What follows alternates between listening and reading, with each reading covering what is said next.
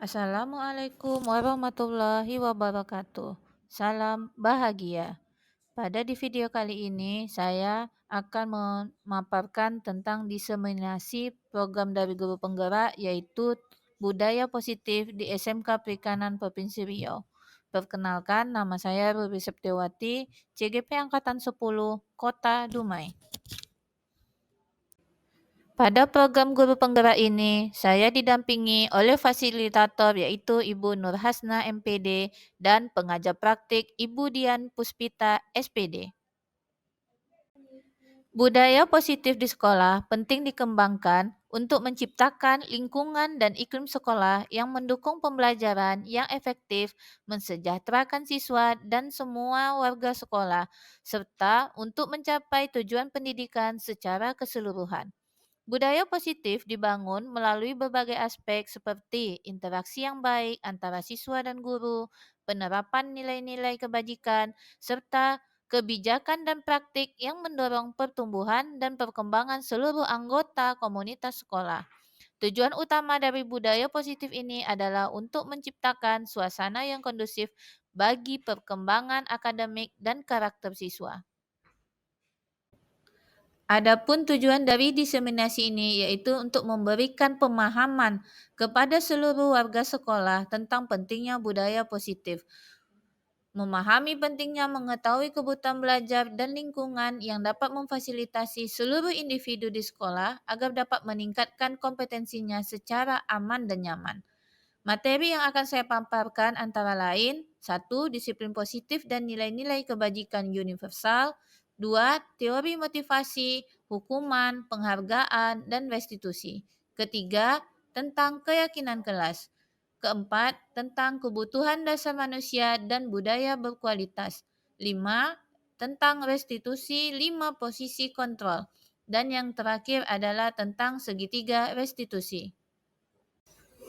Dalam penyampaian diseminasi ini, saya sangat berterima kasih kepada Ibu Kepala Sekolah yaitu Haja Dewi Marlina SPD telah memberikan support dan izin dalam pelaksanaan diseminasi ini. Saya juga berterima kasih kepada Bapak Ibu Guru dan tenaga kependidikan semua yang telah mengikuti acara ini.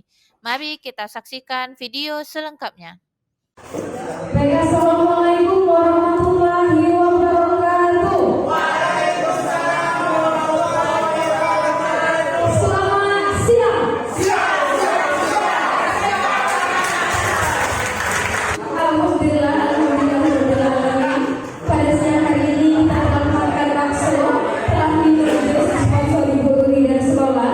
Alhamdulillah kita dapat berkumpul bersama di aula kita dulu ini dalam rangka diseminasi yang akan dipaparkan oleh pemaparan materi oleh Ibu Guru Septiawati MPD.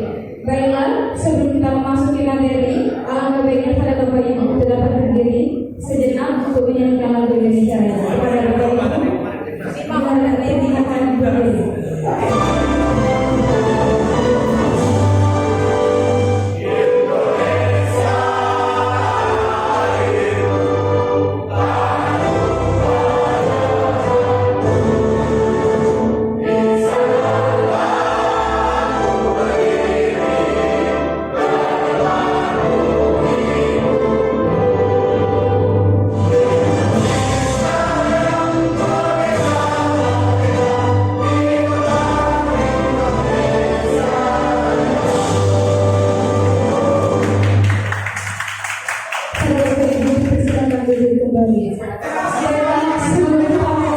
Sebelum kita memasuki acara ini, alangkah baiknya kita berdoa atau mengaminkan doa yang akan dipandu oleh Ustaz Khairul Umri.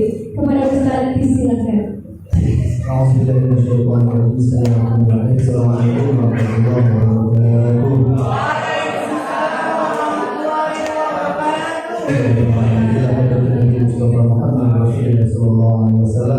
وخصوصا على هذه النيات وهذا النهار الفاتحة.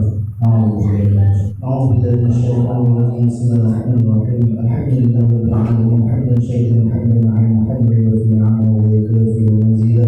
يا ربنا لك الحمد كما ينبغي لجلال وجهك الكريم وعظيم سلطانك. اللهم صل وسلم وبارك على سيدنا محمد الأولين والآخرين من الرحمة والرحمة والرشاد ربنا آتنا في الدنيا حسنة وفي الآخرة حسنة وقنا عذاب النار والحمد لله رب العالمين. السلام عليكم ورحمة الله وبركاته. Terima kasih kepada Ustadz Yogi Baris yang telah memimpin doa. Selanjutnya akan kita sama-sama simak sambutan dari Kepala SMK Perikanan Provinsi Riau kepada Ibu Haji Marina SPD. Disilakan. Bismillahirrahmanirrahim. Assalamualaikum warahmatullahi wabarakatuh. Selalu kita bersyukur kehadirat Allah Subhanahu Wa Taala di hari ini, di siang ini kita masih diberikan kesehatan, kesempatan sudah kita bisa berada di sini dalam rangka kegiatan diseminasi budaya positif di sekolah kita.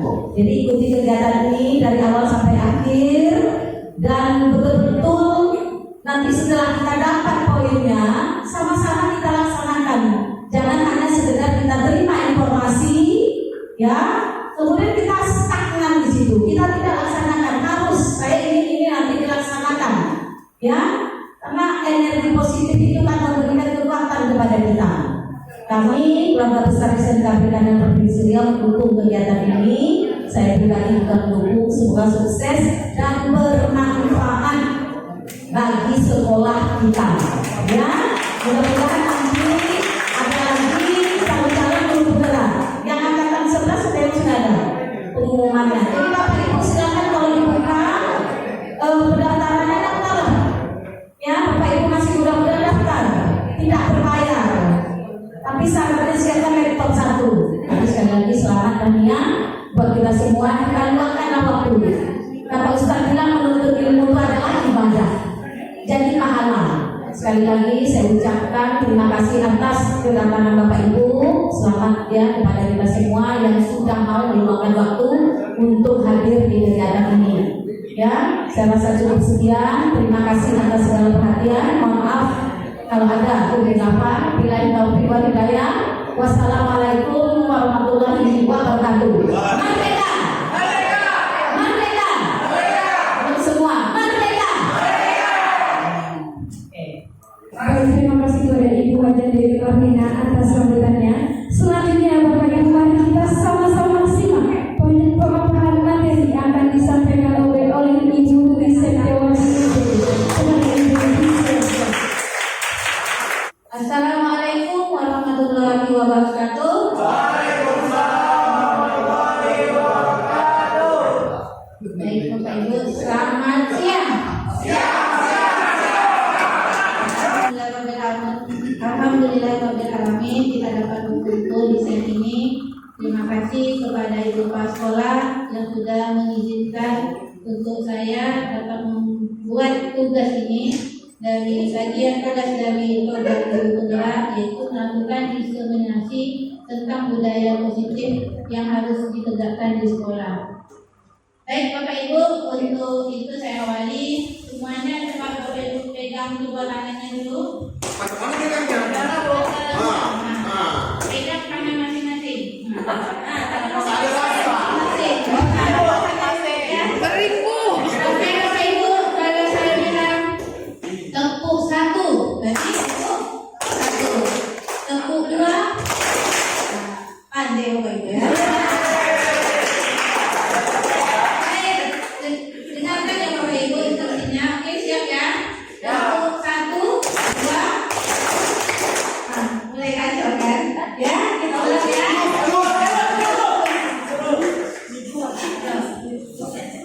Oke Bapak Ibu, sekali lagi ya. 1, 1, 1, 2, 1. Alhamdulillah.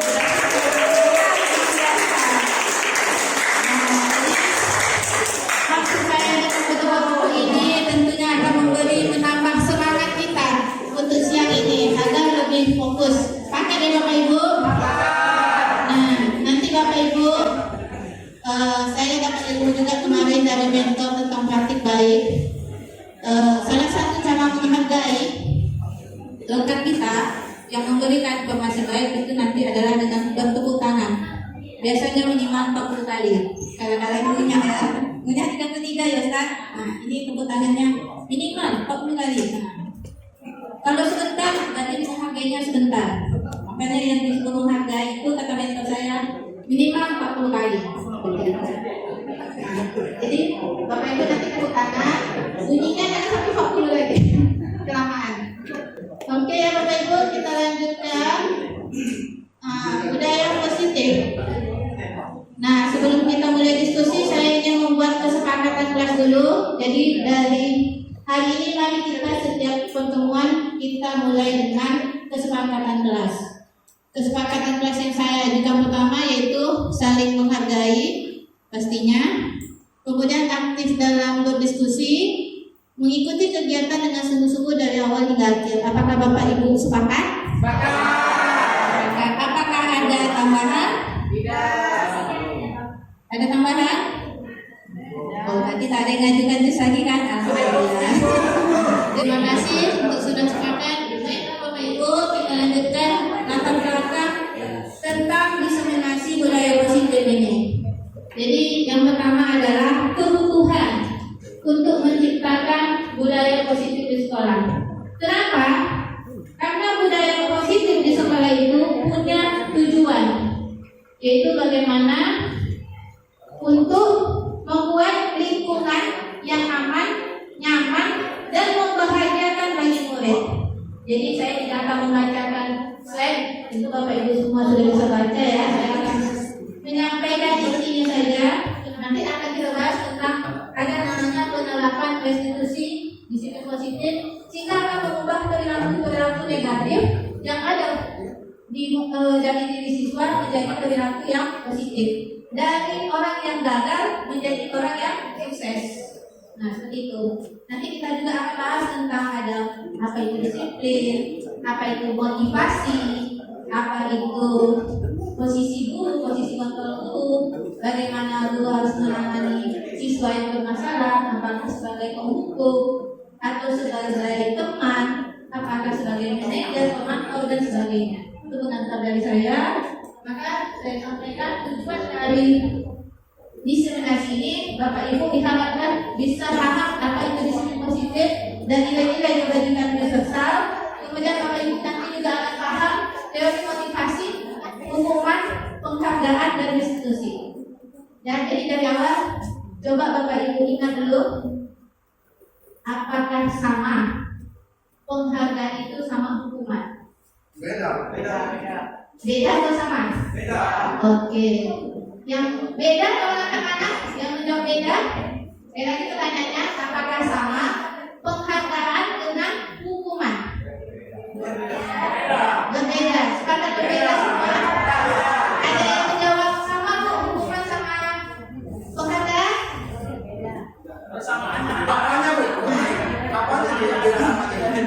Pertanyaannya, apakah sama penghargaan dengan hukuman? Bukan hukuman sama dengan penghargaan ya. Nah, apakah sama penghargaan dengan hukuman? Sepakat berbeda? Oke, saya skip jawabannya dulu, nanti kita jawab sama-sama yang berikutnya bagaimana. Kalau Bapak Ibu sudah paham apa yang saya jelaskan, pasti nanti akan tahu jawabannya itu betul atau salah. Budaya positif di sekolah yaitu untuk menciptakan lingkungan dengan iklim sekolah yang mendukung pembelajaran yang efektif, mensejahterakan siswa dan juga staf di sini tentunya semua warga sekolah selain siswa, ada guru, ada bagian tenaga kependidikan, ada juga di situ nanti guru hubungan dunia usaha industri, orang tua, melalui komite sekolah dan lain-lain unsur semua yang ada di dalam sekolah. Ya Bapak Ibu, jadi menciptakan suasana yang kondusif bagi perkembangan akademik dan karakter siswa. Nah, Bapak Ibu, budaya positif tentu berlandaskan dengan nilai-nilai kebajikan universal. Namanya kebajikan berarti nilai-nilai apa Bapak Ibu? Nilai-nilai yang baik, ya kan? Nilai-nilai yang kita yakini baik secara bersama-sama. Universal itu berarti kita semua yakin bahwa nilai itu memang harus kita punya, harus kita terapkan. Apa saja? Salah Salah satunya yang sudah dicanangkan oleh pemerintah kita yaitu dimensi profil pelajar Pancasila. Karena saat ini dituntut membentuk murid dengan karakter yang beriman dan bertakwa, mandiri, bergotong royong, berkebinekaan global, bernalar kritis dan juga kreatif. Ini yang dituntut dari pemerintah. Nah, bagaimana dengan kebajikan yang lain? Banyak ya Bapak Ibu. Tetapi oleh pemerintah kita nanti sub-sub yang 6 dimensi tadi itu akan memuat ini semua. Ada di sini Bapak Ibu yang bukan nilai positif. Ada peduli, ada rajin, keteraturan, terus hati, ketegasan. Ada Bapak Ibu yang tidak sepakat dengan nilai-nilai kebajikan ini? Sepakat ya Bapak Ibu? Nah, kalau sepakat, sekarang kita sepakati juga mana yang utama kita akan terapkan di sekolah kita. Jadi kita sepakat dulu budaya positif apa sih yang harus kita terapkan di sekolah kita. Silakan Alex. Ya, peduli ya. Pertama peduli. Silakan Pak Rudi. Apa Pak Rudi? Peduli juga. Oke. Siapa lagi Bapak Ibu? Izin sih. Tanggung jawab, peduli, tanggung jawab ya Pak Darin. Ketegasan.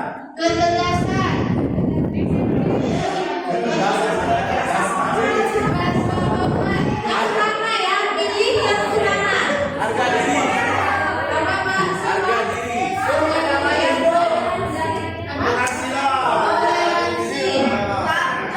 Tanggung jawab.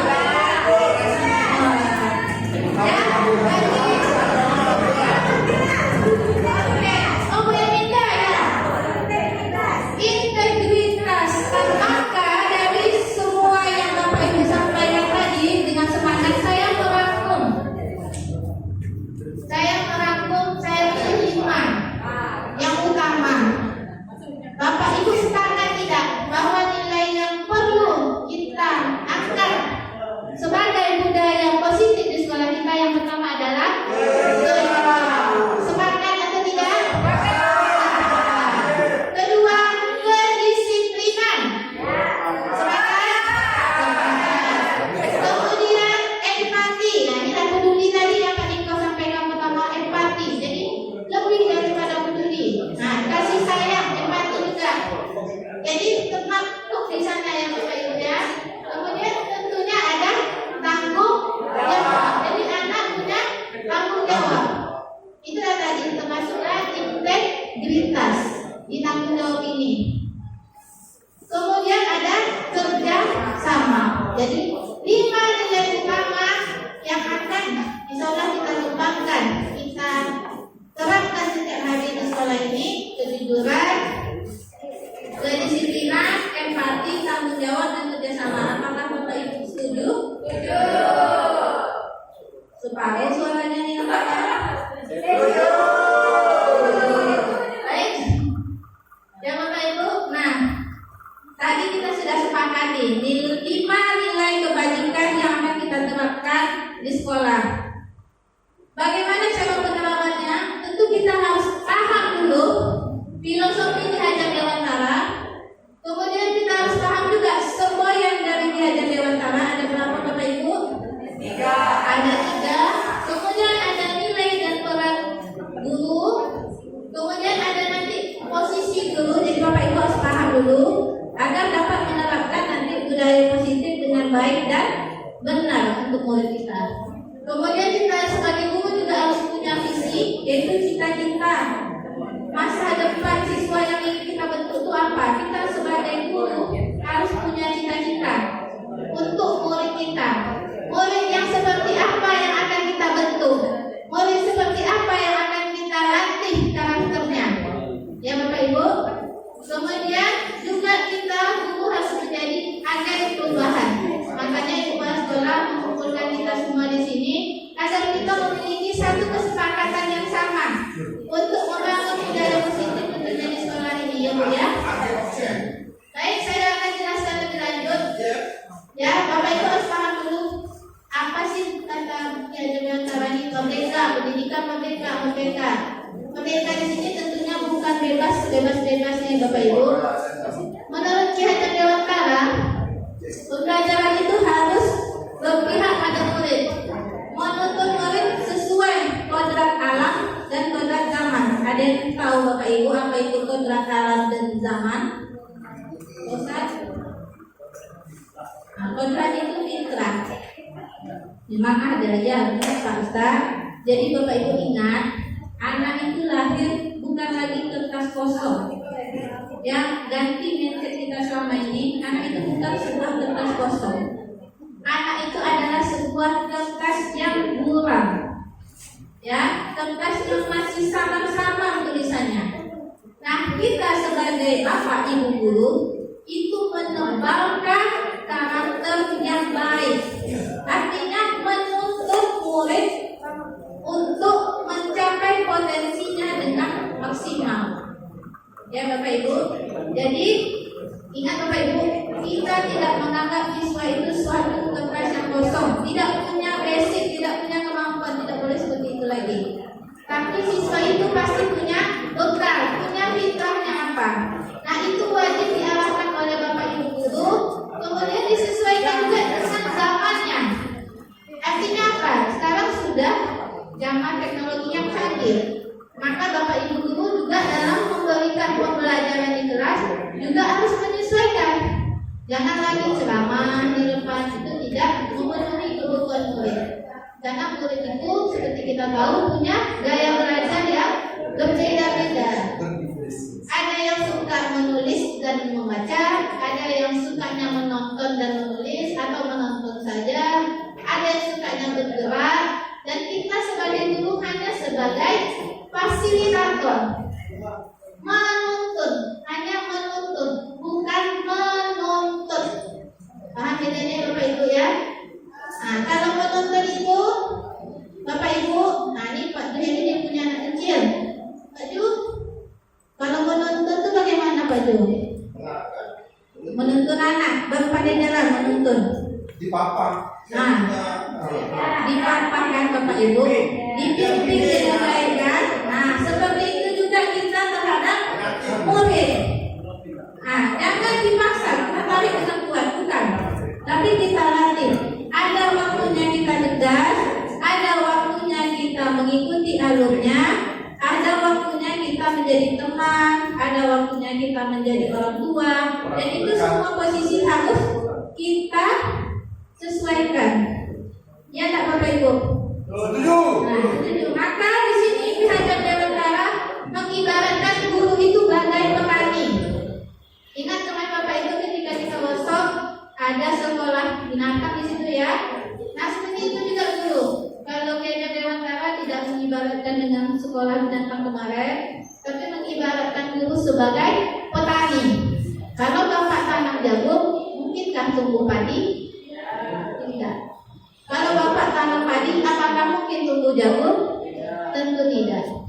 Nah, seperti itulah guru hanya sebagai fasilitator, ya, untuk mengarahkan kemampuan siswa, memupuknya, menjaga tanahnya subur, kemudian membasmi hama-hama pada tanaman sehingga tanaman itu bisa tumbuh subur. Kita sebagai guru gitu juga. Kita mengarahkan siswa dengan baik, memenuhi kebutuhan pembelajarannya dengan baik, maka siswa itu akan berkembang sesuai potensinya. Dan ingat Bapak Ibu bahwa siswa itu harus kita didik untuk mencapai kebahagiaannya. Ya Bapak Ibu, itu yang selalu ditekankan, berpihak pada murid untuk mencapai potensi maksimalnya dan mendapat kebahagiaan yang setinggi-tingginya. Itu pesan dari Ki Hajar Dewantara. Nah, di sini kita ingat, jadi ada olah hati, olah rasa, olah pikir, dan olah raga. Kita memimpin di sini etikanya, memimpin di sini secara rasa, memimpin literasinya, memimpin pertumbuhan fisiknya. Ya Bapak Ibu. Kemudian saya lanjutkan yang kedua yaitu semboyan Ki Hajar Dewantara ada 3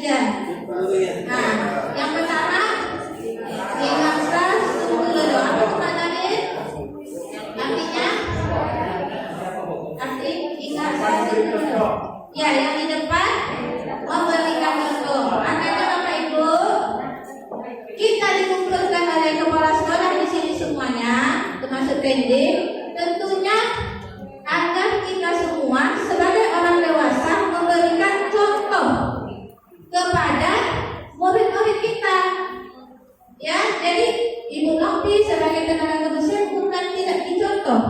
Kalau Bu Novi rajin kerjanya, bersih, tentu siswa senang dia akan mencontoh. Iya nggak Bapak Ibu?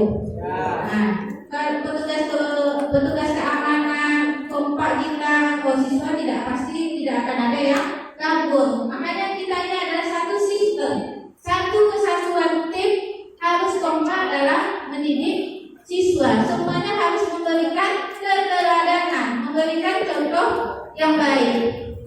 Ya Bapak Ibu, ingat tadi nilai 5 nilai kebajikan utama yang telah kita sepakati ya. Apa tadi Pak Niko? Nilai utamanya? Kejujuran, bertanggung jawab, empati, kerjasama, apa lagi disiplin. Oke, kemudian Bapak Ibu, kita juga punya nilai dan peran guru. Jadi Bapak Ibu harus tahu dulu nilai guru dan perannya, yaitu sebagai fasilitator, motivator, tadi itu sebagai teladan ya. Kemudian di sini, nah dari penjelasan saya tadi, apakah Bapak Ibu sudah paham pentingnya menciptakan budaya positif di sekolah? Ada yang bisa memberikan komentar? Ya, kita baru membahas apa itu pendidikan, kita membahas nilai-nilai kebajikan apa yang harus ada di sekolah. Apakah Bapak Ibu sudah paham mengapa kita harus melakukan positif? Ada yang bisa kasih komentar? Ya, Bu Dewi.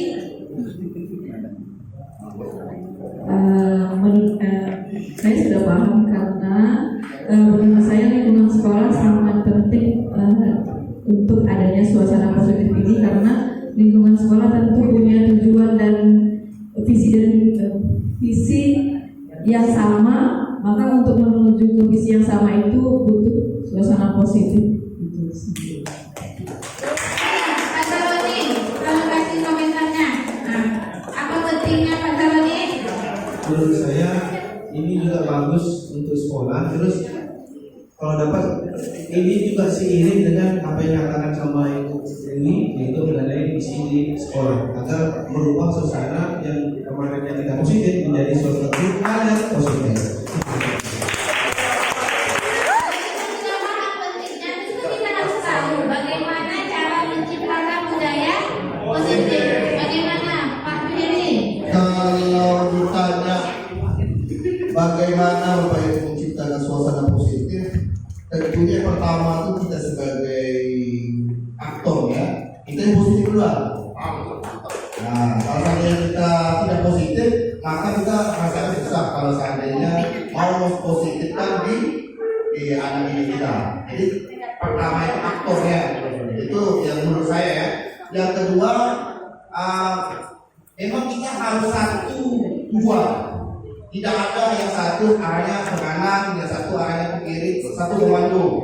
Bagaimanapun Pak Heri seperti ini, Pak Budi seperti ini, bagaimana kalau tanggung jawab seleksinya seperti ini ya, tanggung jawab. Kalau untuk kerjasama, yang seperti Ibu sampaikan tadi, apa saja item-item untuk menciptakan suasana positif di sekolah. Menurut saya seperti itu. Baik, jadi bagaimana caranya? Tentu yang pertama kita harus mencontohkan perilaku yang positif ya Pak, bukan hanya positif ya, yang lain positif. Perilaku kan Pak, perilaku yang positif. Nah, kalau usaha positif kalau baik. Perilaku yang positif ya. Kemudian yang kedua tentunya adalah kita sepakat ya Bapak Ibu bahwa kita adalah garda terdepan untuk memberikan contoh teladan tadi kan. Ya kan Pak Ju? Nah, kita harus kompak dulu. Gurunya yang harus kompak, tenaga kependidikannya juga harus kompak. Bagaimana kita berperilaku positif.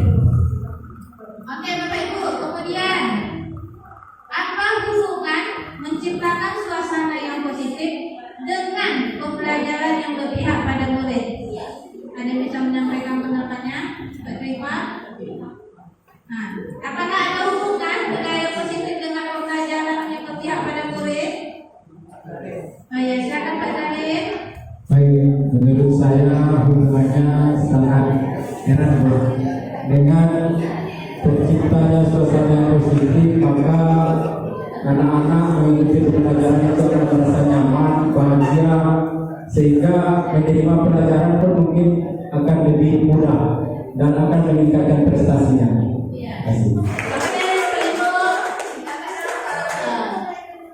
Bagaimana penerapan disiplin di sekolah kita? Apakah sudah efektif? Nah ini mohon ibu kepala sekolah dijawab karena saya yakin kawan-kawan takut itu jawabnya efektif atau tidak.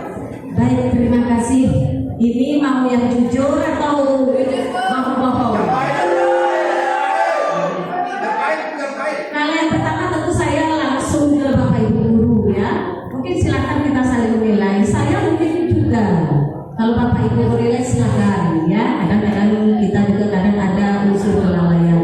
Yang pertama tentu kedisiplinan. Disiplin ya. Ya, disiplinnya yang pertama hadirnya. Ya, kalau saya nilai di sini kehadiran itu untuk disiplin anak itu masih kurang. Nilai saja diri kita. Jadi saya kadang-kadang memang sepertinya setiap hari saya harus bikin surat cinta di grup itu. Nah, walaupun kadang-kadang tak terbaca. Jadi kalau dikatakan literasi siswa itu buruk, literasi kita guru itu lebih buruk lagi. Baca kadang tak sampai habis. Jadi disiplin anak saya terus terang, ibu-ibu datang ke sekolahnya 7.20, kemudian masuk ke kelasnya lagi, sudah datang masuk ke kelasnya lagi. Enggak gitu. Disiplin dalam berpakaian. Perlu Bapak Ibu, siswa itu melihat kita. Jadi sudah ditentukan Senin itu PDH, Selasa itu baju taktikal, Rabu itu putih hitam, Kamis itu batik, Jumat itu baju Melayu. Ikuti disiplinnya itu. Kemudian disiplin untuk perangkat pembelajaran. Ya, setiap saya melakukan SKP bulan baru pasti ditanya Pak Siva, bagaimana Bu? Bapak Ibu yang baik-baik. Ya, saya kira oke. Ya, guru P3 tanya bagaimana Bu? Bagus kata saya begitu. Langsung saya disodorkan satu lembar. Ibu lihat nih, guru-guru P3 kelas Riau ini, saya tengok di situ ada yang tak masuk, tak ambil SK-nya, ada yang cerai. Iya, kasus banyak sekali. Ya, Bapak Ibu, jangan ada konflik rumah tangga, ya. Dan yang kedua jangan siapkan tensi di rumah. Nanti hilang. Ya, nah itu ya. Jadi yang saya sorot di sini kedisiplinannya kita untuk datang. Nikmatkan saja Bapak Ibu. Ya, memang saya perhatikan setiap hari cek itu STEM itu. Yang selalu datang cepat itu nampak saya. Ya, boleh itu selalu cepat itu. Kadang untuk jam 7. Mungkin antara anaknya sekolah sekalian. Ya kan begitu. Jadi ada sensei ya selalu cepat datang. Kalau yang di dalam, nah itu tak hitung. Kemudian disiplin mengisi fingerprint sama daftar hadir. Sepele memang, tapi saya ingin menertibkan kita semua. Ya Bapak Ibu, panjang betul nanti. Terima kasih.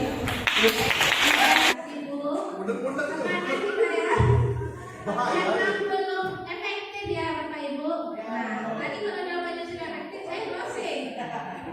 Karena belum efektif, mari kita lanjutkan. Ya. Selanjutnya, nah sekarang Bapak Ibu coba pejamkan mata, tapi baca dulu ya. Nah, baca dulu apa yang mau dinaikkan ya. Nah, kita sebagai guru ini, ya harus bisa membayangkan masa depan murid kita yang sudah kelihatan. Betul Ustaz? Ya, bagaimana suasana sekolahnya yang kita inginkan. Kemudian bagaimana sikap gurunya, bagaimana kepercayaan gurunya, bagaimana guru bersikap kepada muridnya, bagaimana sikap murid-muridnya. Fatimah dengan tidur ya, bayangkan. Kemudian bagaimana mereka itu murid ya, saling berinteraksi terhadap kita sebagai gurunya, terhadap kepala sekolah dan terhadap guru-guru lainnya. Ada Bapak Ibu? Silakan berpindah. Apa sekolah yang Ibu bayangkan? Ayo. Assalamualaikum warahmatullahi wabarakatuh. Waalaikumsalam.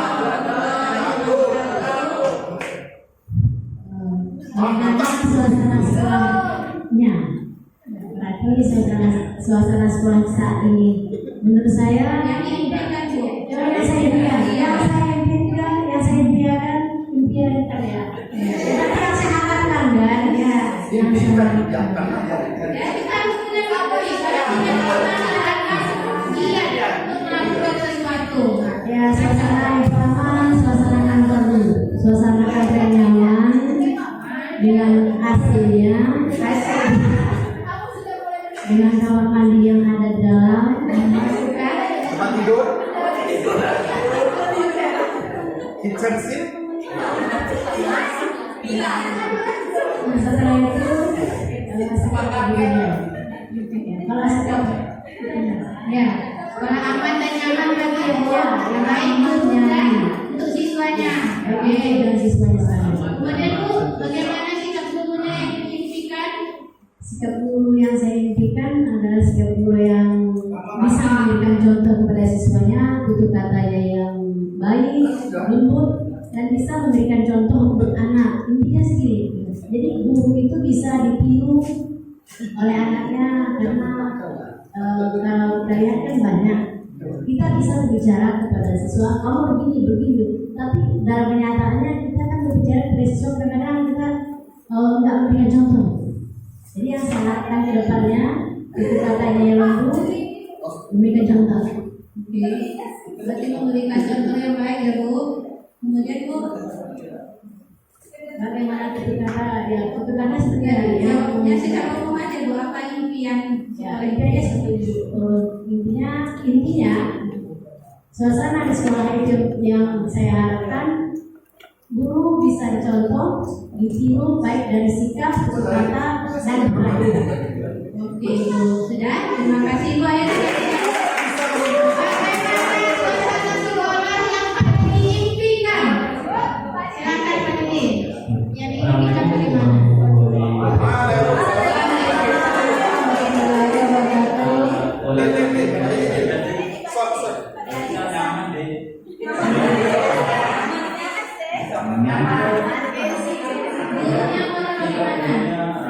Ramah, tempatnya nyaman, gurunya ramah, segar, disiplin. Muridnya bagaimana Pak yang diinginkan? Murid yang seperti apa yang diinginkan ke depan? Muridnya disiplin. Sepakat Bapak Ibu? Kita lihat di sekolah kita suasananya apakah sudah aman dan nyaman? masih. Sudah aman dan nyaman?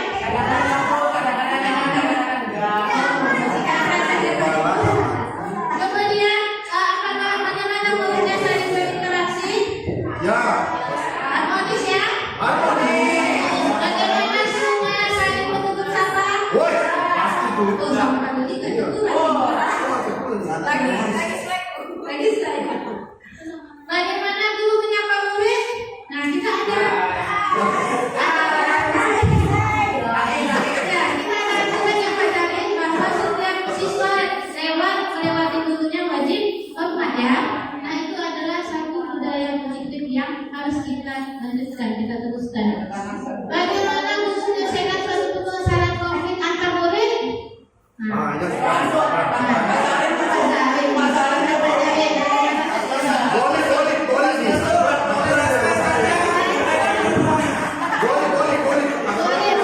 bantu jawab murid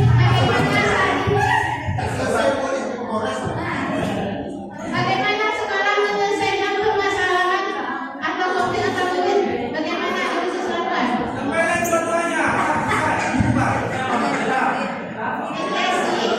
Menyelesaikan permasalahan sesama murid, yang pertama ya muridnya pasti dipanggil dulu kesiswaan, kemudian ditanyakan apa penyebabnya, saksi-saksi.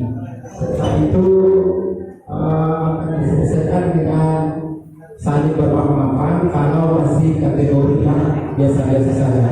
Tapi ketika permasalahannya sudah lebih parah, mungkin sampai bisa dipanggil orang tua, dan sanksinya mungkin bisa di SP atau surat peringatan. Baik, berarti ada mediasi dulu Pak ya.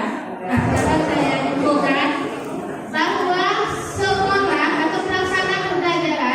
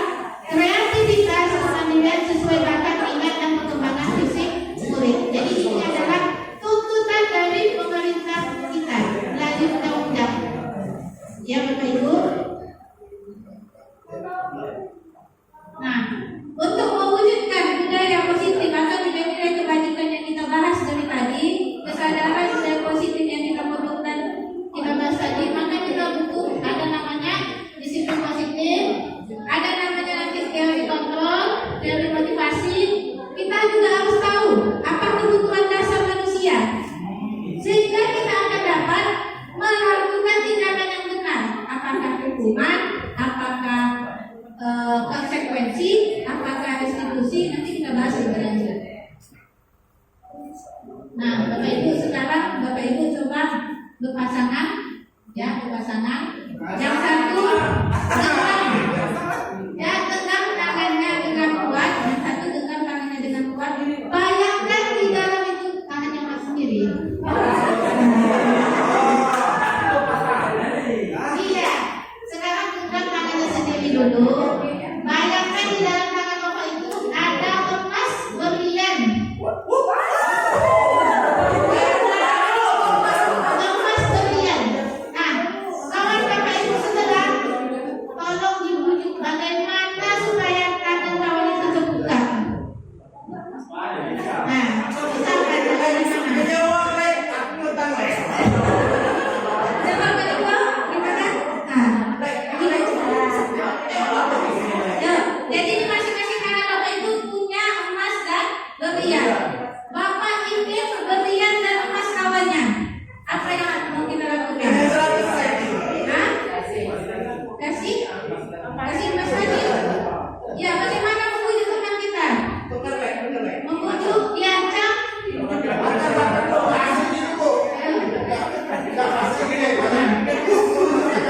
Ya.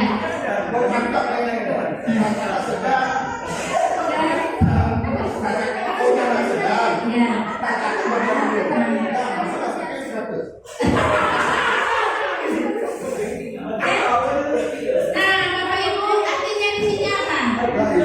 Bapak Ibu, kalau punya emas berlian di tangannya, bagaimanapun membujuknya mau tak kasih uang? Tidak kan? Kenapa?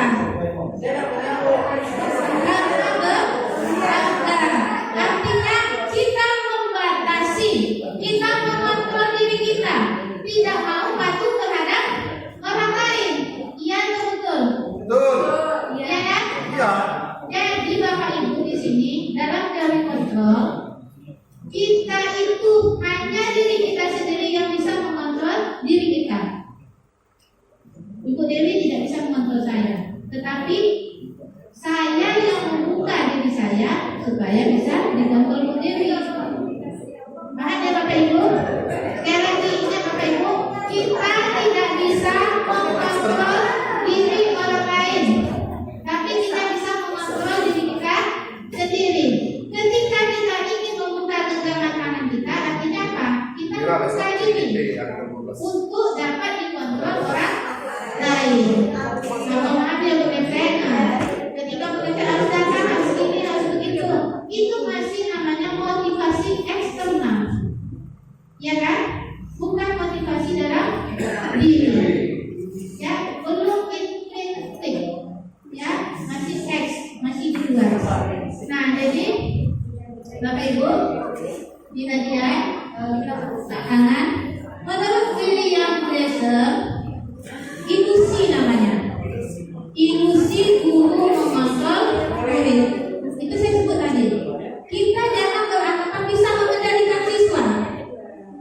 Bukan kita yang mengendalikan, tetapi siswa membuka dirinya untuk dapat kita kendalikan. Nah, itu tadi melalui bujukan, ya kan, ancaman mungkin dan lain-lain. Nah, kemudian juga ilusi bahwa semua penguatan positif efektif dan bermanfaat. Artinya bagaimanapun kita membujuk, mengancam, kalau dia tidak mau, ya Bapak Ibu, kalau dia punya motivasi sendiri, punya kekuatan pendirian yang teguh, tidak akan bisa kita kontrol. Termasuk juga ilusi bahwa kritik membuat orang bersalah dapat menguatkan karakter.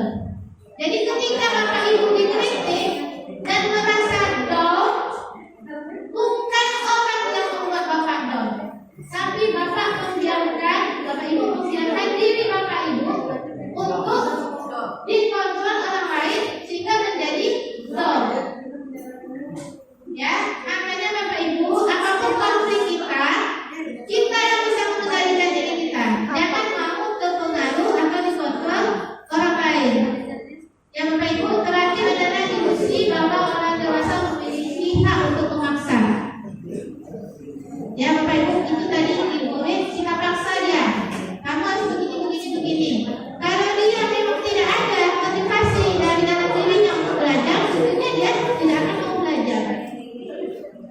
Jadi semua itu adalah ilusi. Ya, kita harus paham dulu Bapak Ibu. Teori kontrol. Ingat dari Bapak Ibu, yang bisa mengendalikan diri adalah diri kita sendiri. Orang lain tidak bisa. Nih Bapak Ibu, tinggal kita ubah mindset kita, pemikiran kita. Yang pertama, kebutuhan kita sama. Jadi tidak Bapak Ibu ya. Ini kalau konsep respon, ya kenapa muridnya berlaku seperti ini, padahal murid yang lain bisa baik, tidak bisa kita buat gitu Bapak Ibu. Jadi kalau menurut respon, nanti kita menganggap kebutuhan murid kita semua adalah sama. Padahal kebutuhan kita itu berbeda-beda. Kemudian teori respon lain, semua orang melihat hal yang sama. Ya, jadi muncullah istilah kan rambut sama hitam, isinya tidak sama. Nah ini dia, itulah teori kontrol. Setiap orang memiliki gambaran yang berbeda. Kemudian kita mencoba mengubah orang agar berpandangan sama dengan kita. Jangan kita mengubah. Kita yang harus paham akan pandangan orang lain terhadap dunia. Jadi Bapak Ibu ingat, teori kontrol itu bukan kita mengubah orang, tapi kita harus melihat dari sudut pandang orang lain. Ya, kemudian orang lain bisa mengontrol saya. Tidak Bapak Ibu, itu hanya ilusi. Yang betul adalah hanya Anda yang bisa mengontrol diri Anda sendiri. Maksudnya saya bisa mengontrol orang lain, saya tidak bisa mengontrol orang lain. Oke Bapak Ibu. Jadi apa itu disiplin Bapak Ibu? Pak Joko bisa dibantu? Apa itu disiplin Pak Joko? Tanya apa yang masuk dengan disiplin? Iya. Menurut saya itu disiplin itu mengikuti segala peraturan dan menaati segala peraturan yang telah ditentukan. Oke, mengikuti dan mentaati aturan ya. Ya. Menurut saya jadi sama. Oke. Disiplin itu berasal dari bahasa disiplina. Artinya belajar. Jadi bukan ikut aturan, tapi adalah belajar.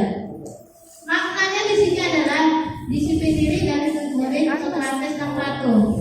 Artinya apa? Dulu Bapak Ibu tahu Sokrates saya ahli filosofi dunia. Dia punya murid, ya kan, Sokrates dan Plato ini. Itu sangat mengikuti pemikiran dari Sokrates dan Plato ini, sehingga dimulai namanya kedisiplinan atau kesadaran diri. Jadi belajar itu adalah kesadaran diri. Namun dalam budaya kita, disiplin telah berubah menjadi sesuatu yang harus dilakukan seseorang pada orang lain untuk mendapatkan kepatuhan. Jadi perubahan hari ini di negeri Konoha ya. Salah. Jadi Bapak Ibu, tolong kembalikan ke awal bahwa disiplin itu artinya belajar. Belajar itu dimulai dari dalam diri sendiri ya.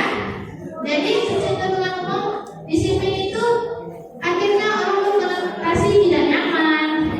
Kemudian bukan apa yang kita hargai, bukan suatu tujuan kuliah itu membuat siswa terhukum.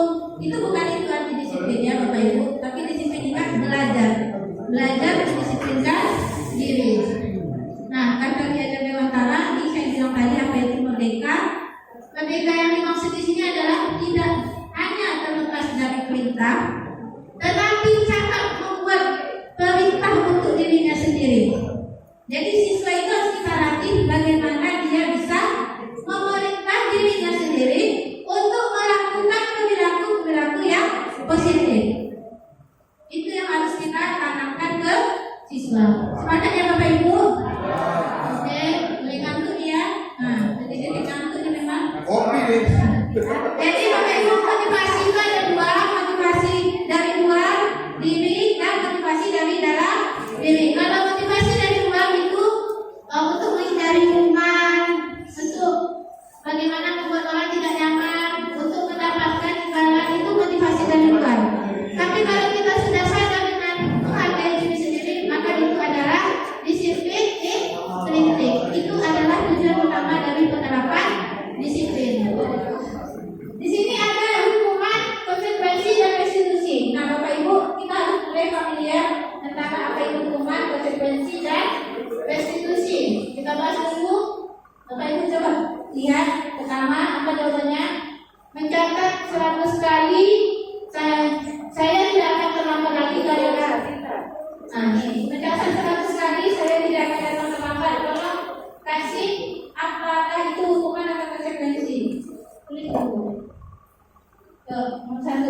Nomor 2, Sensei bisa bantu? Oh bisa. Lari mengelilingi lapangan basket 2 kali karena terlambat hadir di sekolah. Apakah itu hukuman atau konsekuensi? Tulis dulu, apa jangan kata salah. Jangan nanti dari contoh kasus ini. Ayo, Peggy bisa bantu. Ini tadi Pak, hukuman atau konsekuensi? Ini Pak, nomor 3. Ya. Pak juga. Ya, betul. Padi temani ya. Temani jawab nomor 4. Murid diminta untuk push up. Ini Pak. Murid diminta untuk push up 15 kali karena tidak menggunakan masker di sekolah. Apakah itu hukuman atau konsekuensi? Menurut Bapak aja dulu. Ada hadiah nanti itu. Pilih aja Pak. Jadi menggantikan kertas tugas temannya, apakah itu hukuman atau konsekuensi? Ada apa lagi? Ada yang mau lagi Bapak Ibu? Ada yang bisa bantu Pak Alek? Nah Pak Alek? Ya Pak Alek? Nomor ini, membersihkan tumpahan air di meja karena konsekuensi. Uang apa di mana Kak?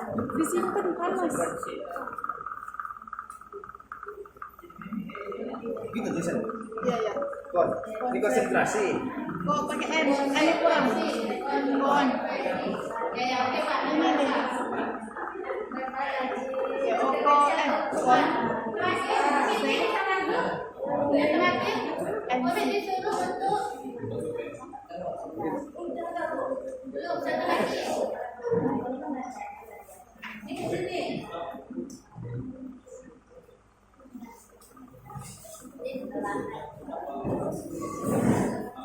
Aku udah ini lagi baterainya habis. Boleh disuruh untuk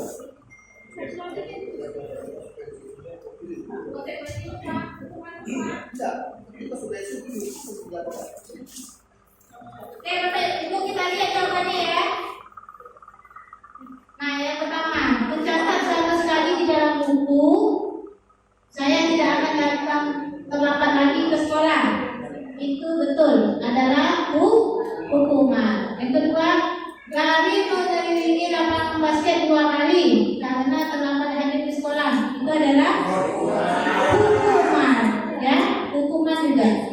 Yang ketiga, murid diminta untuk push up 15 kali karena tidak menggunakan masker di sekolah. Itu juga termasuk hukuman. Saya menggantikan kertas tugas teman yang dicoret-coret itu konsekuensi. Membersihkan tumpahan itu konsekuensi. Murid disuruh mengenakan sepatu seharian dan tidak menggunakan sepatu kam, itu adalah hukuman. Nah, dari contoh ini ada yang tahu apa itu hukuman dan konsekuensi? Ya.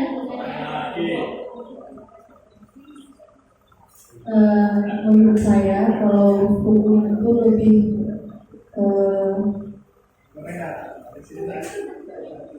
fisik sih sebenarnya. Kalau konsekuensi itu tindakan yang diberikan oleh guru untuk yang sesuai dengan perilaku yang telah dibuat.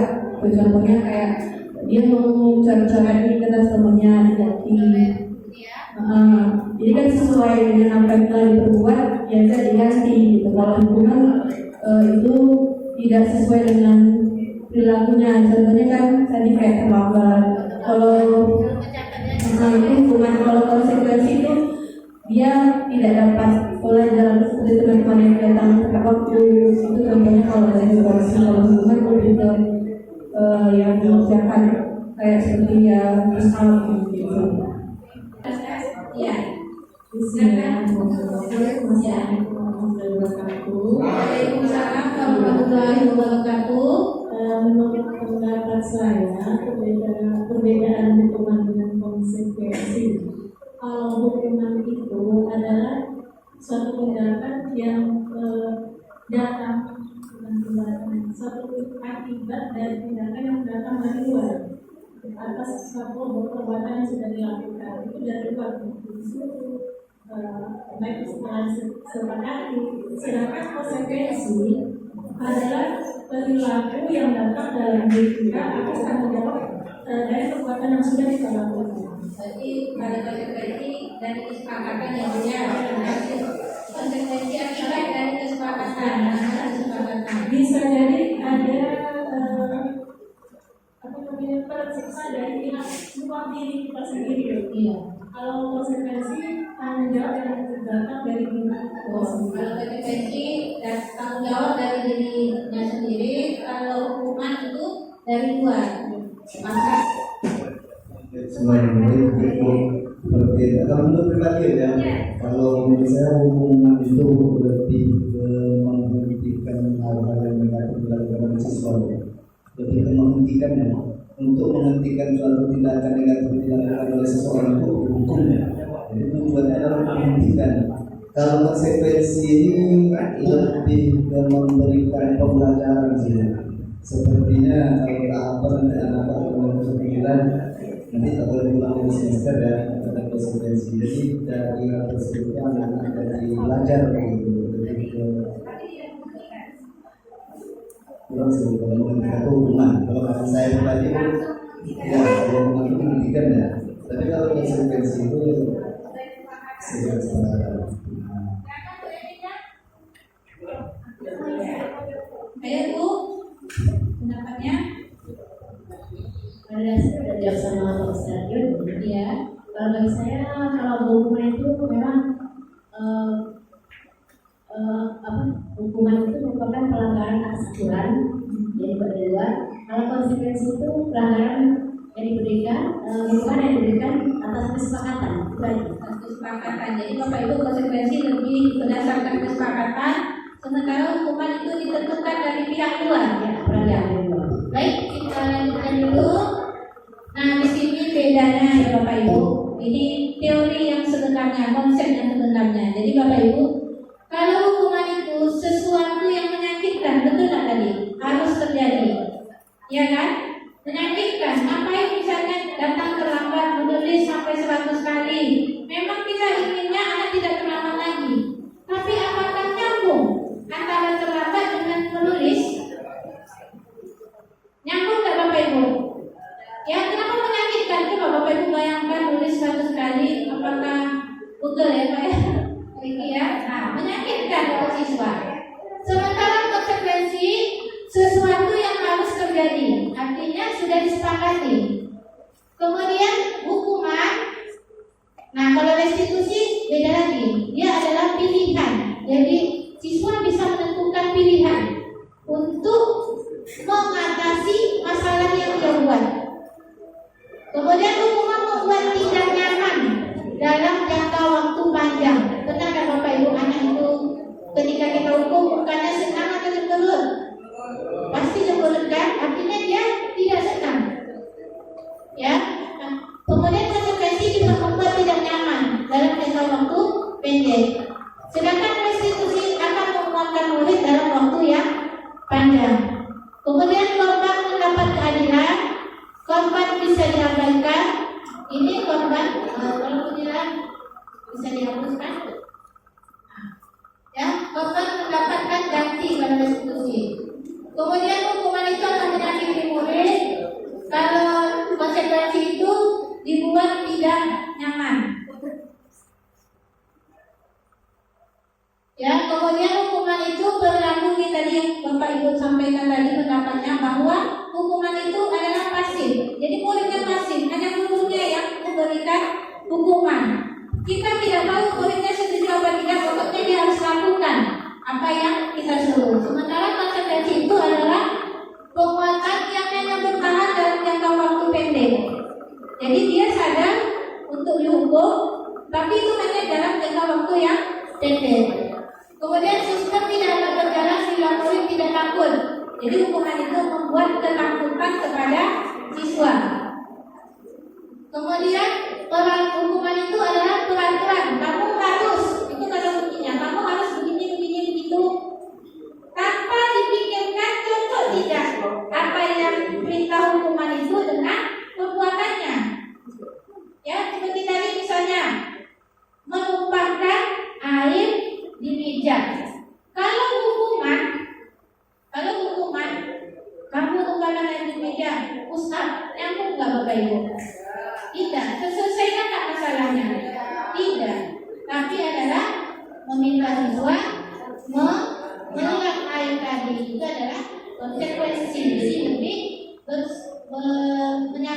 mencapai kesepakatan. Tetapi itu tidak menumbuhkan motivasi intrinsik dalam jangka waktu yang panjang. Hanya motivasi dalam jangka waktu yang pendek. Ya begitu. Kemudian lagi nih. Jadi hukuman itu adalah sesuatu yang dianggap negatif.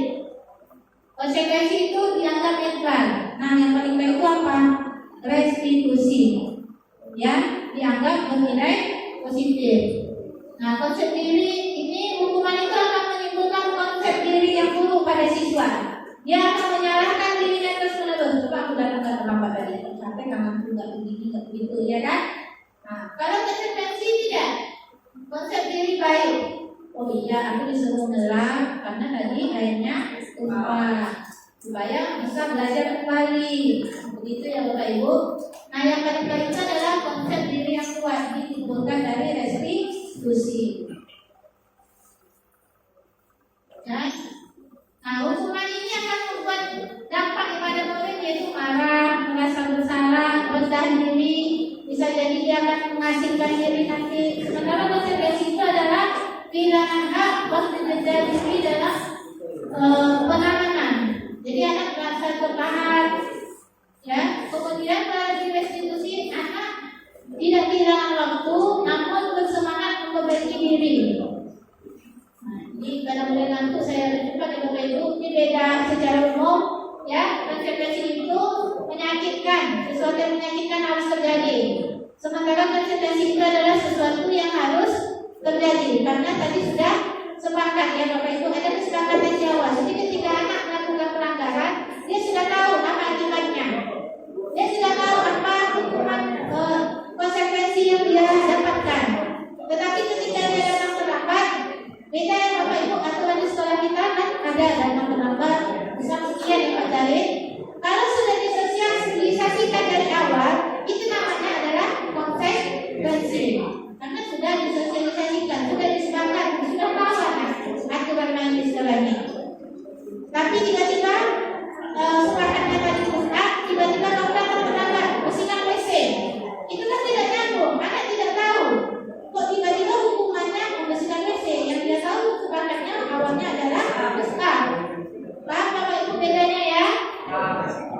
Kemudian anak, kalau hukuman anak belajar untuk menyembunyikan kesalahannya. Jadi kalau kita hukum, anak itu akan cenderung menyembunyikan kesalahannya. Dia takut untuk mengaku. Tapi kalau konsekuensi, anak belajar untuk mematuhi aturan. Itu bedanya ya. Nah, kita lanjutkan. Ini tadi jawabannya.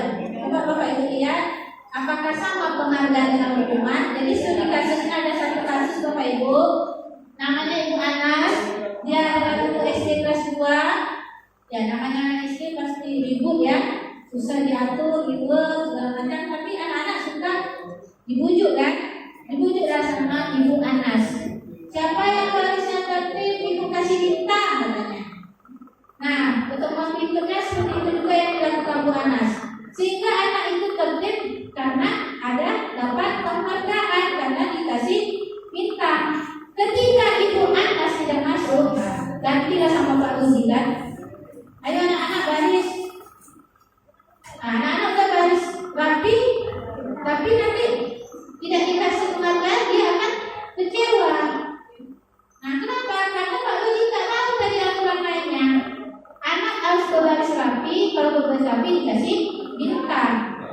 Karena Pak Ruzi tidak tahu, akhirnya anak yang biasa dapat penghargaan akan kecewa. Nah, disitulah artinya tadi yang saya tanya di awal, penghargaan itu akan sama dengan hukuman. Ya, ini ahli yang meneliti.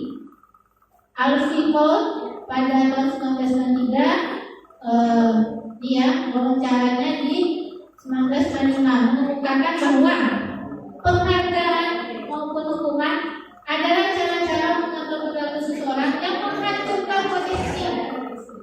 Jadi bukan kita tidak memberi tapi jangan mengiming-imingi di depan siswa itu. Kalau kamu berbuat baik, saya kasih ini. Kalau kamu berbuat ini, saya kasih ini. Sehingga ketika dia tidak mendapatkan apa yang dia bayangkan, karena sudah terbiasa tadi iming-iming di depan, maka dia akan kecewa. Nah, kekecewaan itu menghukum dirinya nanti. Ketika dia kecewa, dia akan mematikan potensi dirinya.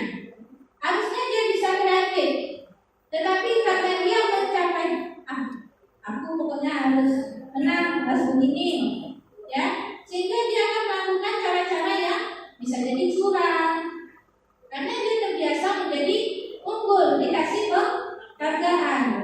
Nah, ini tidak baik juga ya Bapak Ibu. Jadi penghargaan itu akan diberikan tentu sesuai dengan porsinya, tidak diberikan dalam bentuk janji-janji di awal.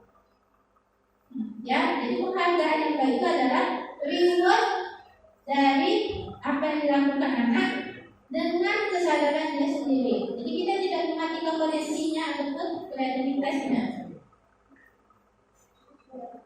Nah, di sini ya Bapak Ibu, penghargaan itu memang efektif, tapi tidak efektif dalam jangka waktu yang panjang. Ya, hanya efektif pada jangka waktu yang pendek. Dia akan senang saat itu tadi dalam kisah tadi, kisah Bu Anas tadi. Ketika gurunya berbeda, cara mengajarnya berbeda, akan timbul kekecewaan. Ya Bapak Ibu. Kemudian karena kita hanya mengharapkan penghargaan, sehingga kita tidak lagi termotivasi dengan sendirinya melakukan kebaikan. Saya melakukan itu supaya dihargai, supaya dilihat orang, supaya dipuji, supaya dapat hadiah. Padahal sebaiknya adalah kebaikan yang dilakukan murid itu adalah kesadarannya sendiri. Itu yang harus kita perhatikan. Murid harus sadar dengan sendirinya. Ya. Oke Bapak Ibu, jadi penghargaan itu termasuk menghukum mereka yang tidak mendapatkan penghargaan. Ya, misalnya Bu Nadia hebat, apa segala macam murid kita di kelas, kita akan berfokus pada murid itu saja. Sehingga yang lain, apa yang capek-capek belajar, guruku tidak menghargai, ya kan? Pasti yang disuruh maju Bu Nadia, pasti apa-apa Bu Nadia. Nah itu akan menjadi menghukum siswa-siswa yang lain, juga mematikan kreativitas siswa yang lain. Maka kita sebagai guru juga harus dapat bersikap adil sama semuanya ya Bapak Ibu. Ini hanya mengingatkan ya Bapak Ibu. Saya rasa Bapak Ibu sudah laksanakan dalam keseharian. Kita hanya mengingatkan. Nah yang penting dipahami adalah 5 posisi kontrol guru. Ya Bapak Ibu, kalau saya bicara terus nanti juga ya. Kita lanjutkan. Lihat videonya Bapak Ibu. Ya lihat ini dulu maka bedanya tadi posisi guru sebagai hukuman, sebagai penghukum, memperkeras satu salah. Bisa videonya. Tekan senang nih. Fullin. Terus ya.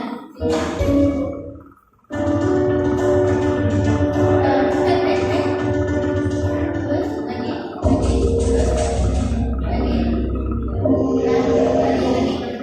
Pergi sana ke lapangan basket. Full kan. Kapan dikatakan hukum, kapan dikatakan teman? Kita lihat sama-sama ya. Ini hukum tadi ya. Sini kamu. Selalu terlambat. Kamu deh pasti terlambat. Maaf, saya Apa? Apa coba? Alasan kamu apa lagi? Kapan sih kamu tidak terlambat? Malas sekali ya kamu jadi anak. saya Dasar pemalas. Gak kapok-kapok sih kamu. Sudah berapa kali terlambat? Sana, kamu keliling lapangan basket 2 kali. kenapa saya harus ke lapangan basket, Bu? Kenapa? Kamu lawan ibu. Berani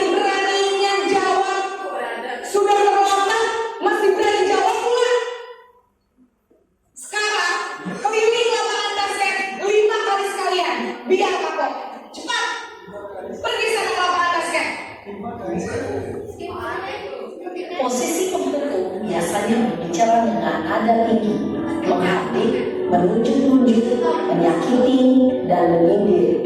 Hukuman bisa Ya, itu tadi ya Bapak Ibu, itu di posisi penghukum. Bagaimana cara bicaranya?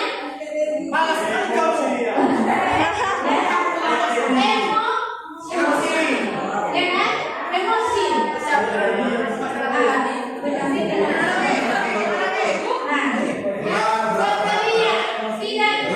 Kemudian tidak mendengarkan alasan siswa, tidak mau tahu kondisi siswa. Kemudian bagaimana Bapak Ibu? Apakah hukumannya sesuai dengan perbuatannya? Apakah dengan lagi di lapangan dia akan sadar dengan sendirinya bahwa tidak boleh terlambat? Bisa jadi Bu. Bisa jadi tapi dalam waktu yang pendek. Ya, apakah anak tadi ketika gurunya bentak-bentak hatinya akan tersakiti? Yuk kita lihat penjelasannya Bapak Ibu ya. berupa fisik maupun psikis. Ibu dan bapak guru hebat. Dampak yang terjadi pada murid ketika guru berada pada posisi penghukum adalah murid cenderung akan memberontak, bahkan menyimpan dendam. Jadi mulai sekarang Bapak Ibu apakah setuju ketika anak melakukan aksi ditampar? Tidak ya, tidak boleh langsung ditampar. Apapun kesalahannya yang besar tidak boleh kita main-main. Oke, lanjut Bapak Ibu. Ini kondisi teman. Nah, teman nih.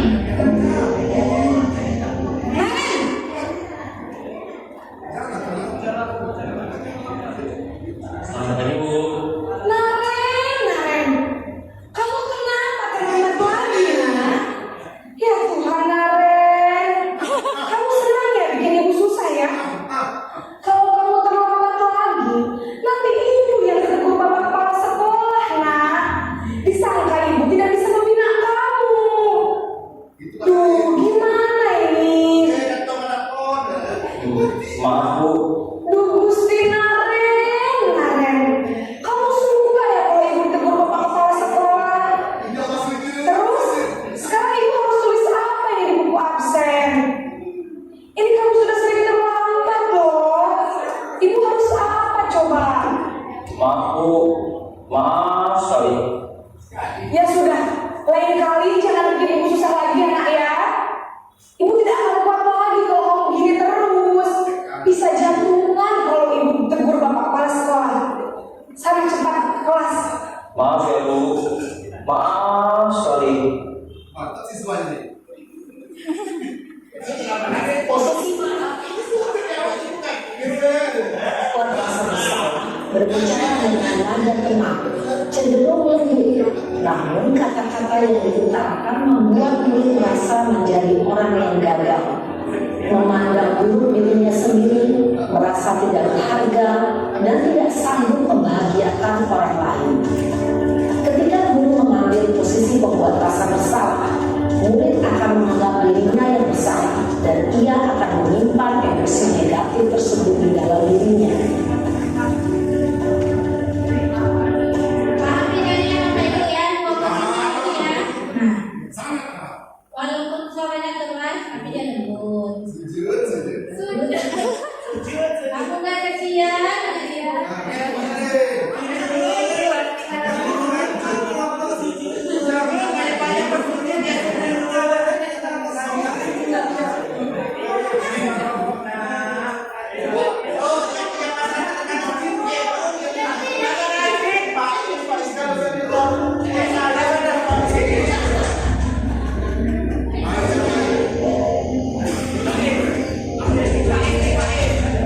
posisi teman. Tadi membuat rasa bersalah ya.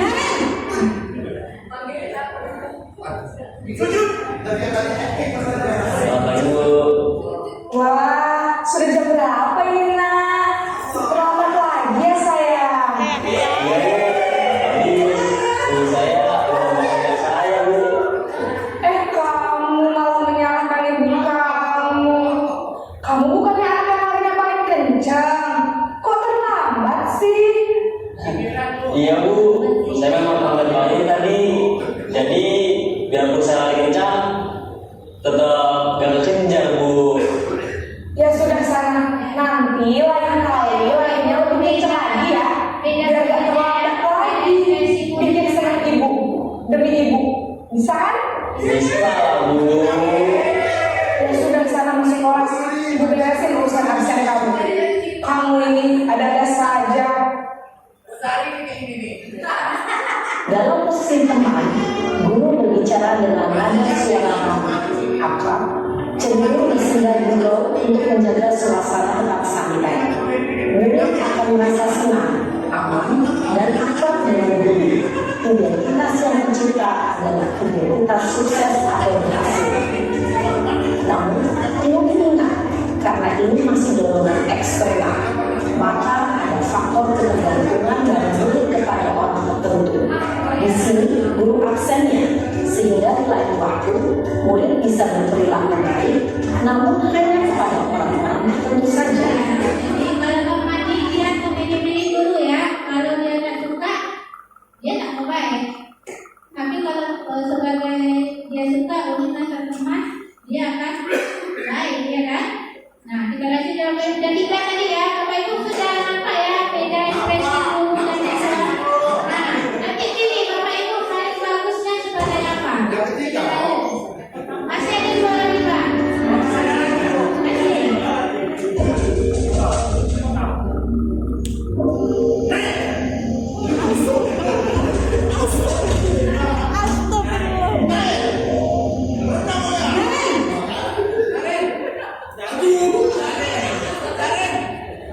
Selamat pagi, Bu. Nah, Ren, apa peraturan sekolah kita tentang jam berapa kita harus masuk sekolah? Nah? Kita harus di sekolah jam 7, Bu. Iya, betul. Sekarang sudah jam 7.20. Nah, Ren sudah tahu konsekuensinya jika terlambat hadir. Paham, Bu. Saya harus tinggal kelas pas jam istirahat selama 20 menit.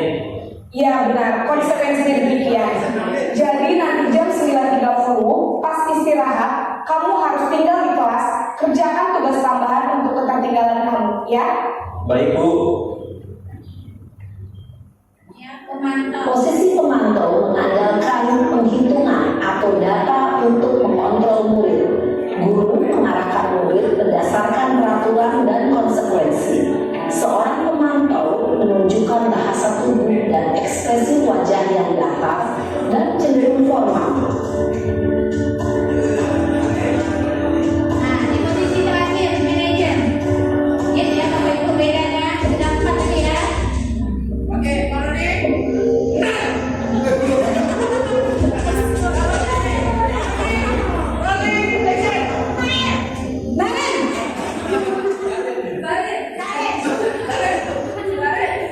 Selamat pagi, Bu. Selamat pagi, Naren. Maaf, Bu. Saya terlambat. Iya, sekolah masuknya jam 7, sekarang sudah jam 7.20. Jadi sekarang bagaimana ini, Naren? Maaf, Bu. Saya lupa setel alarm saya semalam. Baiklah, menurut kamu, keyakinan sekolah yang mana yang perlu kamu tingkatkan? Menghargai diri sendiri dan orang lain mungkin ya, Bu. Setuju. Jadi, apakah Naren meyakini prinsip saling menghormati tersebut? Iya, Bu. Saya meyakininya. Apakah Naren bersedia memperbaiki masalah keterlambatan ini? Bersedia, Bu. Bagaimana kamu akan memperbaiki masalah keterlambatan ini? Saya akan coba untuk tidak lupa menyetel alarm saya, Bu. Baik, kalau Naren lupa menyetel alarm di rumah, ada orang yang kira-kira bisa bantu mengingatkan tidak? Ada, Bu. Kakak saya, Kak Emma. Ada lagi selain Kak Emma? Selain Kak Emma, ada ibu saya. Baik, jadi yang mengingatkan Naren adalah Kak Emma dan ibu kamu ya. Kira-kira akan mulai set alarm kapan nih, Naren? Setelah pulang sekolah, akan segera saya lakukan. Baik, jadi Naren akan setel alarm untuk bangun besok pagi dan akan diingatkan oleh kakak dan ibunda Naren ya. Ada lagi yang mungkin perlu dilakukan, Naren, agar tidak terlambat bangun lagi. Tidak ada, Bu. Baik, Naren, terima kasih untuk kerjasama kamu. Sekarang kamu perlu kembali ke kelas untuk belajar. Baik, Bu. Terima kasih. Posisi manajer adalah posisi kontrol yang disarankan untuk membimbing murid memiliki sikap disiplin yang positif, yaitu murid yang mandiri, bertanggung jawab, dan dapat memecahkan masalah. Tujuan dari posisi ini adalah agar murid dapat berefleksi atas tindakannya. Guru akan lebih tulus memberikan pertanyaan-pertanyaan bermakna, sehingga membuat murid dapat belajar dari kesalahannya dan mencari sebuah solusi untuk menyelesaikannya. Ibu dan bapak guru hebat, setelah mengamati adegan kelima posisi kontrol tadi, kira-kira posisi mana yang paling ideal? Posisi mana yang dapat menunjang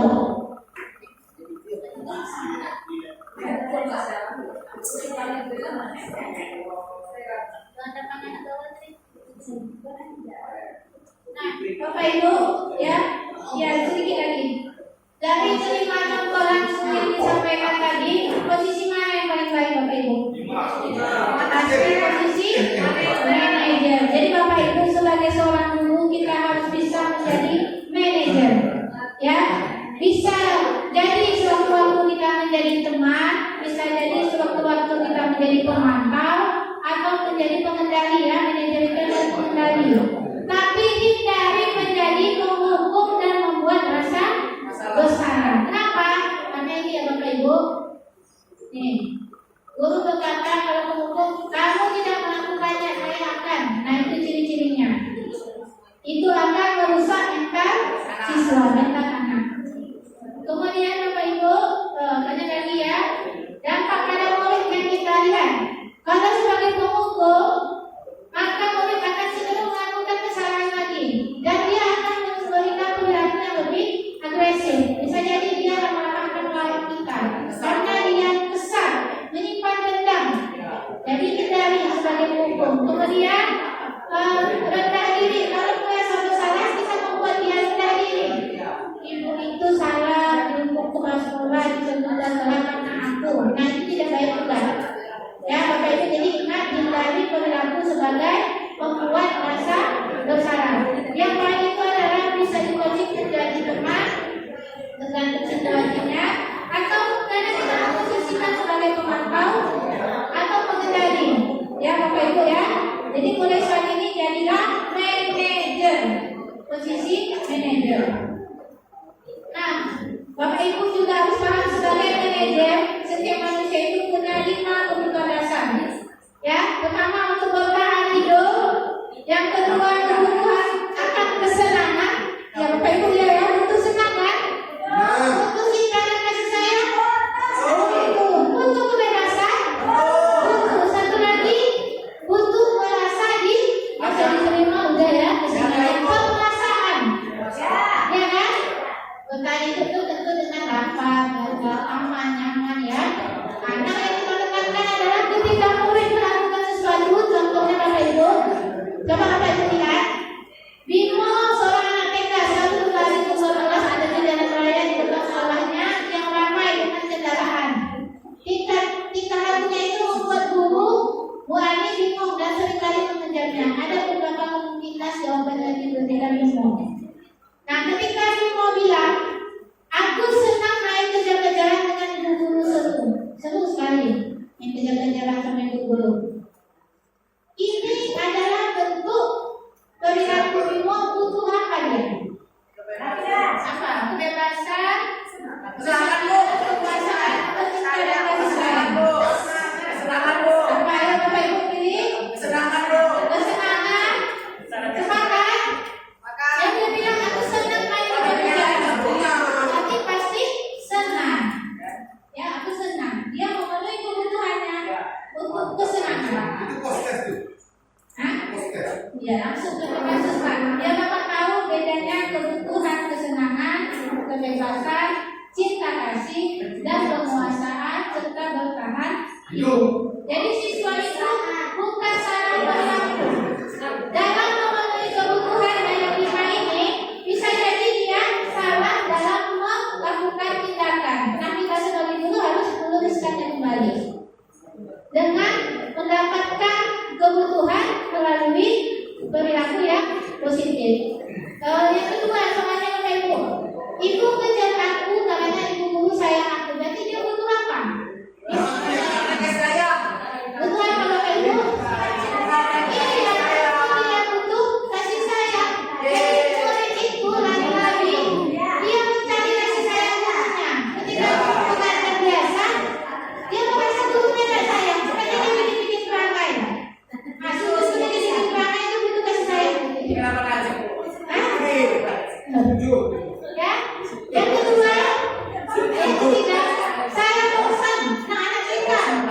Dia bilang, saya bosan. Muasana ini dia bosan. Tapi dia butuh apa? Kebebasan. Dia butuh iya, dia butuh kebebasan. Ya, butuh bebas dia. Nah, ini Bapak Ibu sudah ngerti nih bagaimana memahami kebutuhan siswa. Jadi nanti di kelas kalau siswa berlaku salah, jangan langsung di apa ya Bapak Ibu?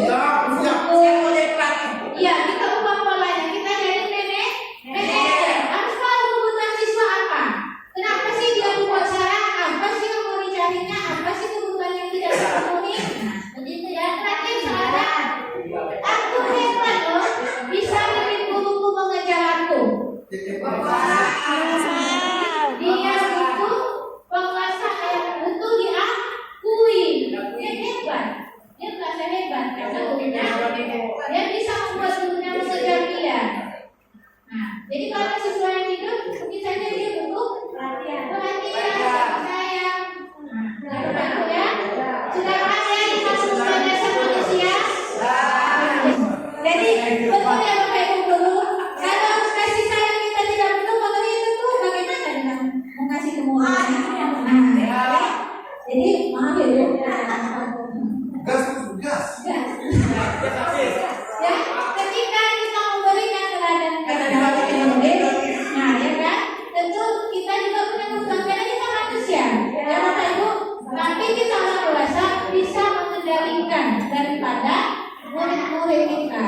Kita sudah lebih banyak pengalaman, kita sudah lebih banyak tahu, sudah tahu konsekuensinya apa, sudah terbiasa dengan nilai-nilai positif, memberikan keteladanan, maka diharapkan siswa kita juga akan mencontoh teladan yang kita kasih. Ya Bapak Ibu, sepakat ya? Jadi itu kalau yang kadang-kadang berarti ada yang kurang kebutuhannya. Ada yang kurang kebutuhan, ada yang salah, yang terlambat.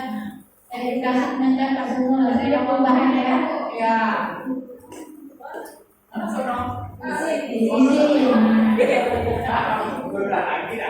Oke Bapak Ibu, jadi setelah kita tahu posisi kita harus di mana, kemudian kita sudah tahu bagaimana menghasilkan motivasi diri dalam siswa, kita juga sudah tahu kebutuhan dasar yang harus dipenuhi untuk siswa, maka kita bikinlah suatu keyakinan kelas. Jadi Bapak Ibu, mulai tahun ajaran baru besok, ketika mulai pembelajaran di kelas, ajak siswa kita bikin satu keyakinan. Bagaimana caranya? Yang pertama, buat aturan dulu. Kita diskusi sama siswa nih. Masuk kelas yang pertama nih. Anak-anak semua, sebelum kita memasuki, jadi bukan hanya kenal-kenal aja lagi Bapak Ibu ya.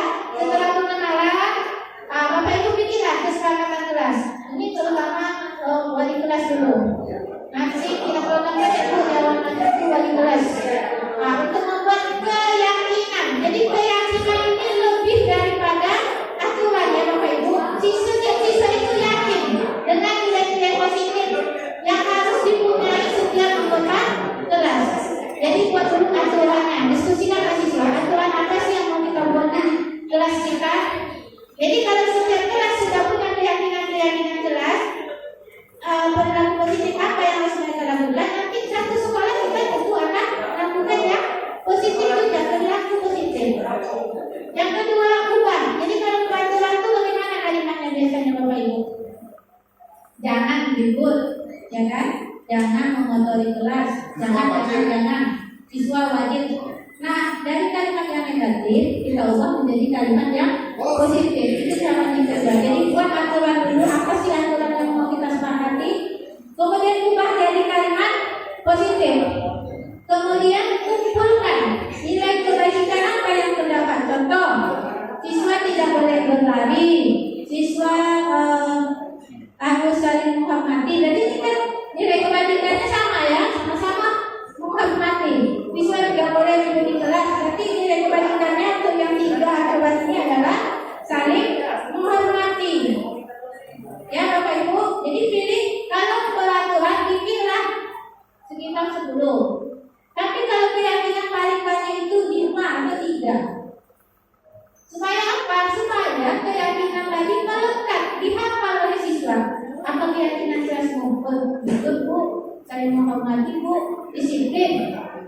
Tidak usah banyak-banyak. Ya Bapak Ibu, kalau keyakinan keras itu tidak usah banyak. 3 sampai 5 keyakinan kita pilih. Supaya nanti siswa ingat terus. Kalau panjang-panjang, kalimatnya panjang, siswa akan ingat. Ya, Ibu. Kemudian cara berikutnya yaitu diskusikan keyakinan mana yang kita sepakati bersama tadi. Pilih 3 sampai 5. Yang kelima, tuliskan. Jadi tuliskan di karton atau di styrofoam bagaimana kreativitas Bapak Ibu wali kelas. Tulis di karton, tuliskan. Sepakati semua anggota kelas. Buktikan dengan penandatanganan hasil keyakinan keras. Bisa ya Bapak Ibu balas bersama ke semester depan. Kita mulai ya sama-sama. Kemudian cara mengatasi siswa yang berperilaku negatif atau menyimpang, yaitu menerapkan segitiga restitusi. Ya, segitiga restitusi ini ada 3 tahap. Pertama, menstabilkan identitas. Jadi kita tanya mungkinnya sama.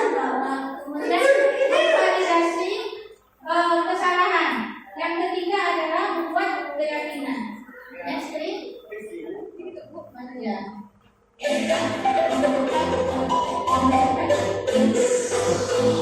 Assalamualaikum warahmatullahi wabarakatuh. Salam dan bahagia hai. Perkenalkan saya tanggung jawab dan menghindari hukuman. Siswa diajarkan mengerti dampak tindakan, memperbaiki kesalahan dan bertanggung jawab. Berbeda dengan pendekatan hukuman yang berfokus pada pencegahan pelanggaran dengan memberikan konsekuensi negatif, restitusi bertujuan untuk membantu siswa memahami dampak dari perilaku mereka, memperbaiki kesalahan, dan belajar dari pengalaman tersebut. Adapun langkah-langkah restitusi yakni ada 3, yaitu menstabilkan dan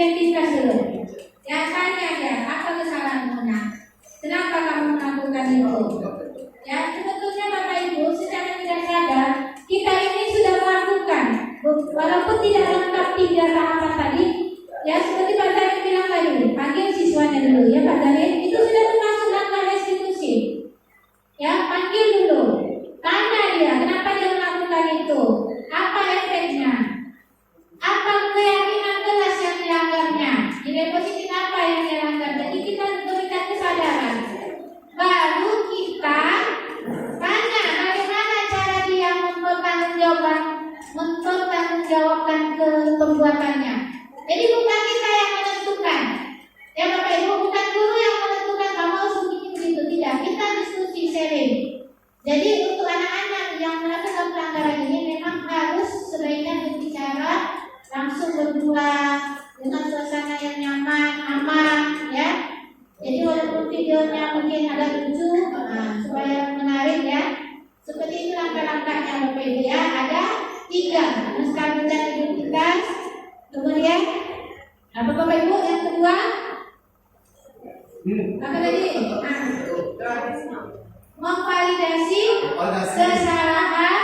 Yang ketiga, membuat keyakinan. Artinya bagaimana cara memperbaikinya.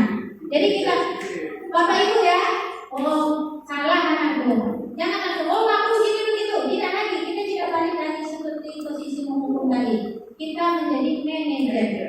Ya, Bapak mungkin juga, Bapak dulu juga pernah melakukan kesalahan itu, tapi Bapak tidak begini begitu gitu ya. Atau misalnya dia marah di kelas, membentak meja, ya.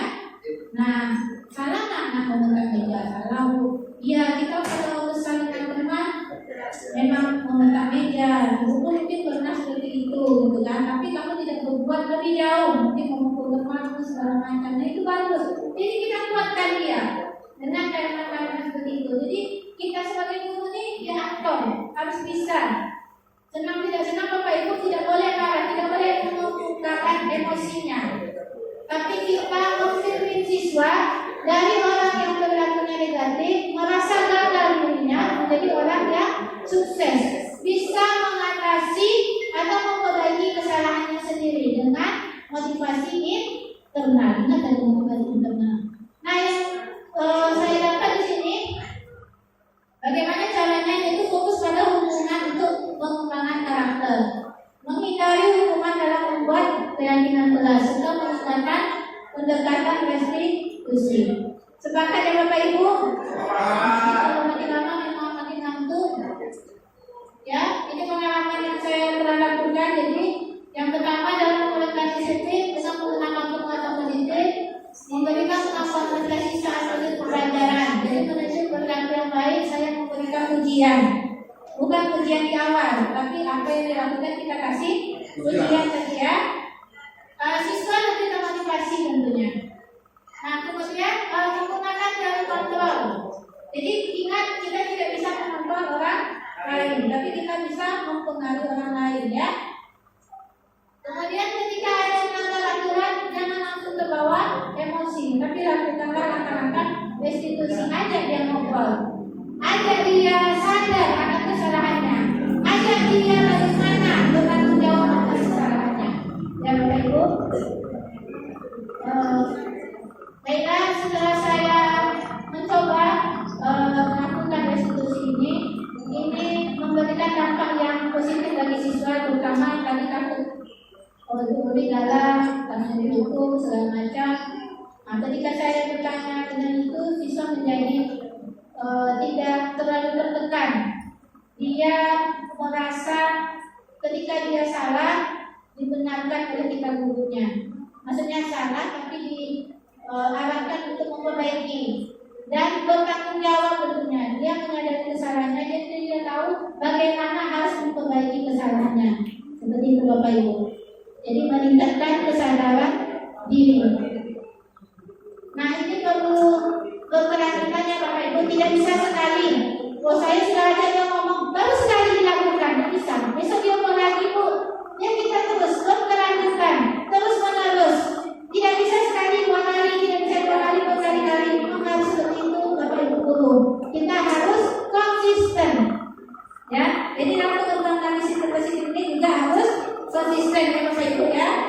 Maka guru memikirkan mesin dan menciptakan model positif. Sepakat ya Bapak Ibu. Kita punya peran penting dalam memberikan budaya positif, memberikan teladan. Yang kedua, pendekatan harus berpusat pada murid untuk meningkatkan hubungan dan perilaku positif di kelas. Yang ketiga, memberikan kesempatan restitusi. Ingat Bapak Ibu ya, jadi tidak asing lagi dengan kalimat restitusi. Hindari hukuman, ya, hindari hukuman. Jadi kasih namanya dengan restitusi. Yang terakhir, budaya positif harus selalu dilakukan evaluasi dan dilakukan secara berkelanjutan, berkala, dievaluasi. Baik Bapak Ibu, demikian penjelasan dan pemaparan saya. Apakah ada lagi yang Bapak Ibu